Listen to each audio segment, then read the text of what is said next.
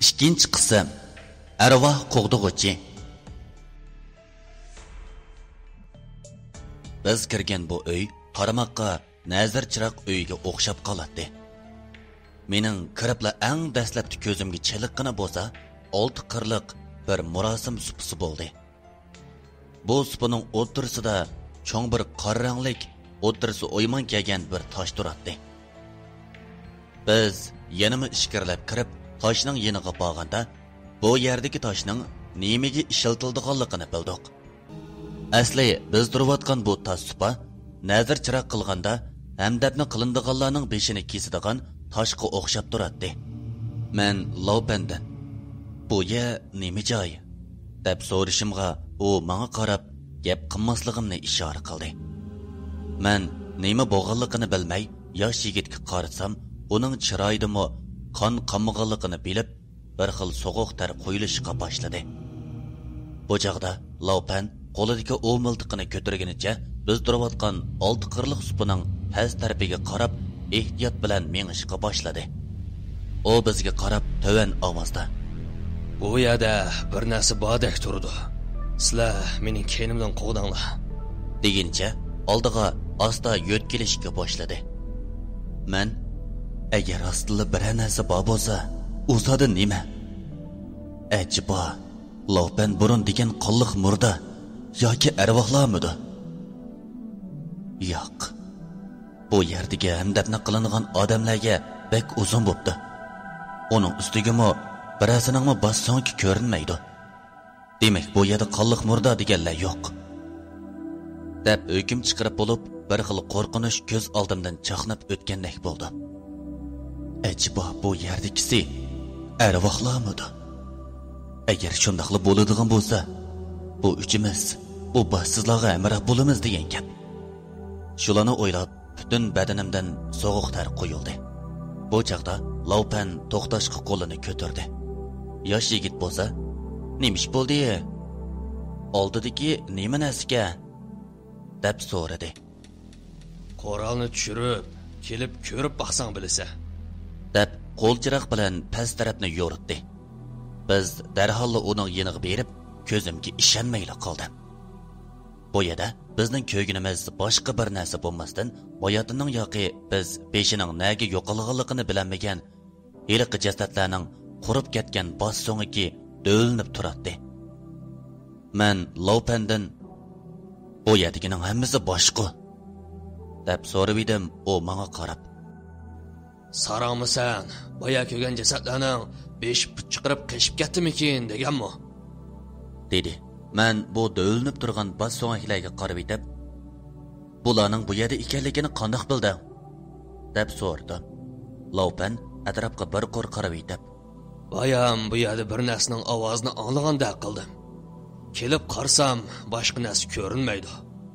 Sizlarmi diqqat qilinglar" deb turishiga yosh yigitning orqa tarafidan bir narsaning ovozi anglandi.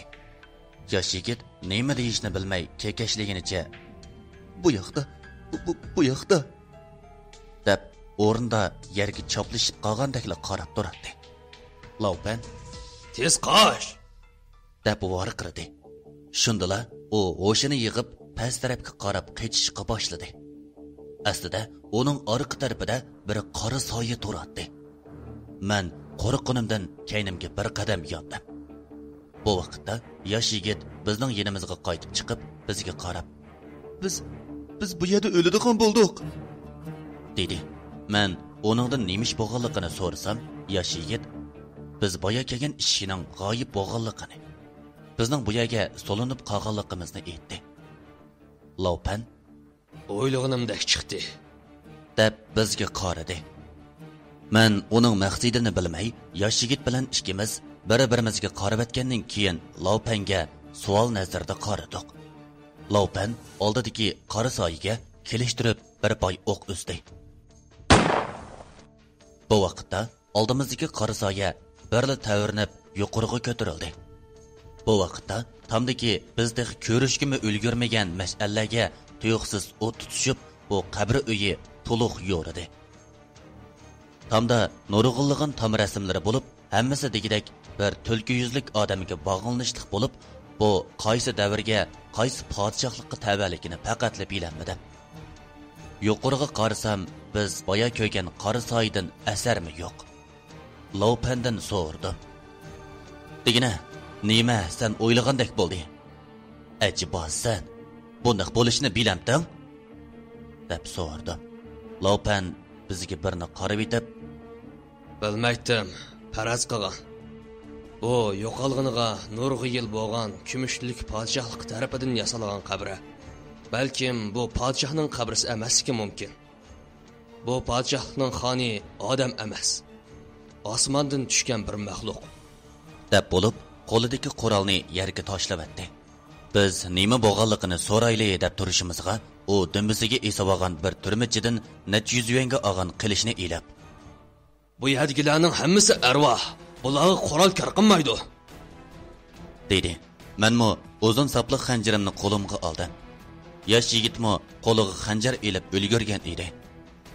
Laupan qoida bo'yicha aytganda 5-uy podshohning yoki cho'ng amaldorning bo'ladi. Bu yerdagi jonivorlardan birini elib chiqib ketalsang, sen bir umr yeb ichib yashaysan. Agar bu o'tganlardan o'tamisak, biz uchimiz bu osh arvohlarga hamroh bo'lamiz degan gap. deb turishiga ustidan so'g'uq bir shamol urilibla mash'allarning hammasi o'chib qoldi. Laupan yosh yigitni orqaga o'tishga buyurib, "Devo, sen menga yaqin kel." deb vorqirdi. Men uningga dumbamni choplab turib oldim. Dal mushchaqda mash'allarning hammasi qaytadan yo'rdi. Qarabli vorqirab etdim. Hammasining qo'lida zanjir bo'liq tutgan qop-qora plash otib olgan 4 arvoh oldimizda laylab turardi. Bu 4 arvohning qora pulachi, iskelet bo'lib qurib ketgan qo'li, hamda ikki ko'zning o'rnida yenib turgan ikki qip-qizil nurdan boshqani ko'ygili bo'lmaydi. Laupan bizga qarab so'g'uq birni kulib qo'yib, qo'lidagi xanjarni ikki qo'lida ching tutib, vaqirabla oldidagi bir arvohga etilib, bir qilish urish bilanla boshqa arvohlar yupurilib kelishga boshladi.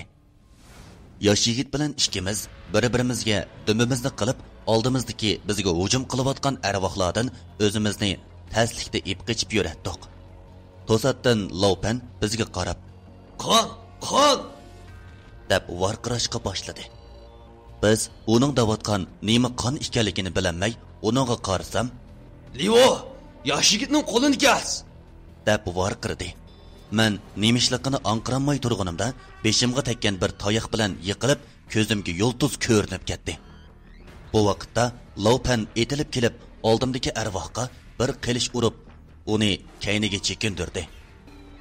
Biz urgan qilich ularni zaxmlandiranmisimi, azroq harakatini ostilta olaydi. Men bularga qarab, bularni yo'qotishga ko'zim yetmadi. Chunki biz har qitim qilish urganda ular texmi asabiylashib ketadi.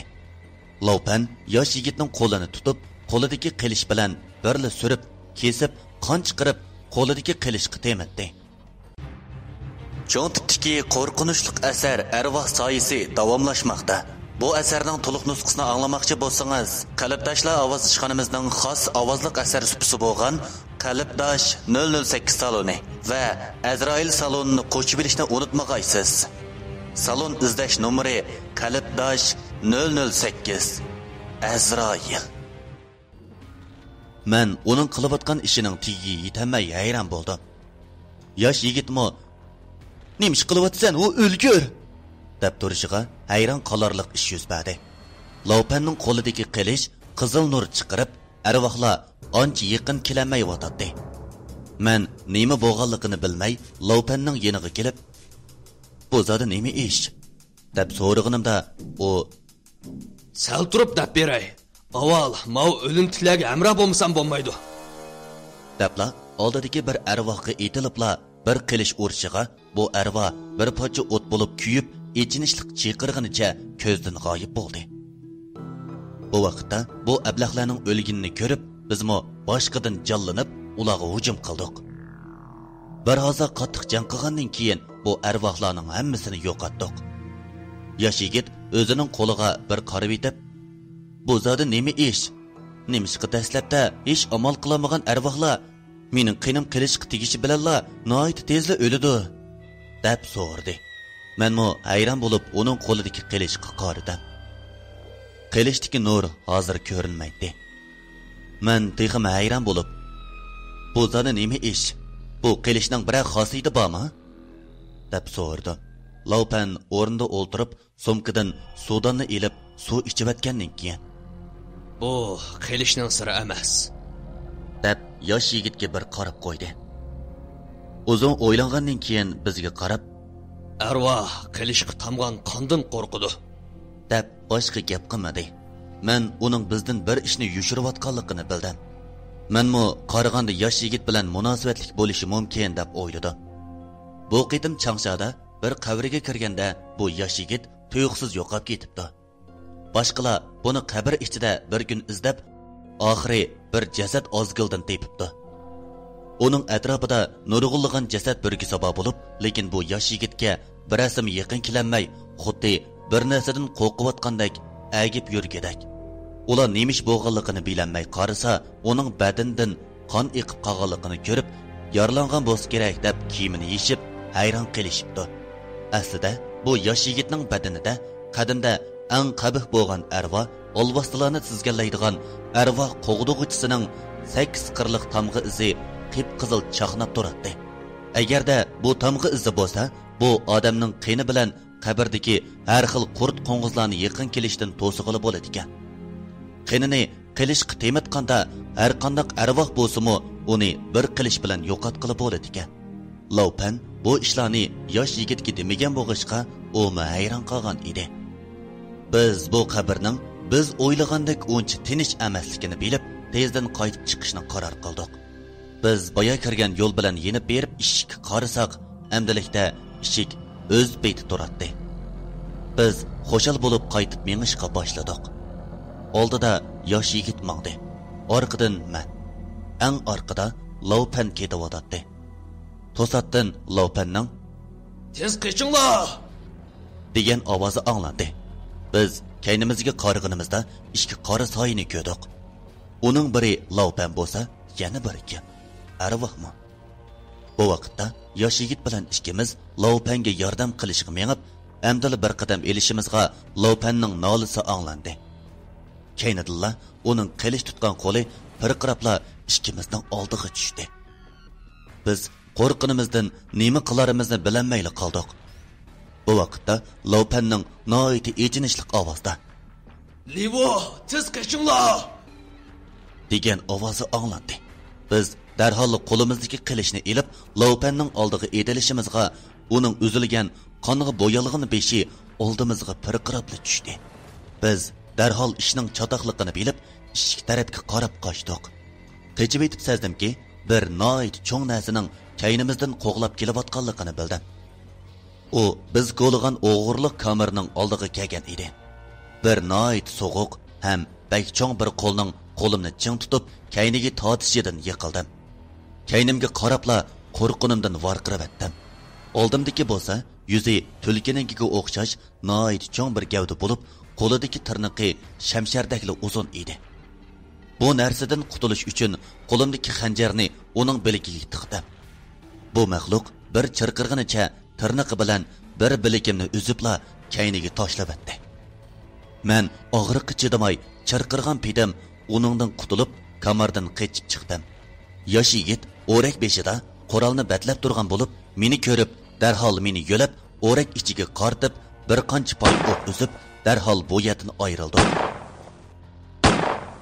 Mana, bu mening bovamning burun beshidan o'tkizgan, tog'amga so'zlab bergan shimoldagi bir noma'lum bir xonadonlikning qabrisi edi.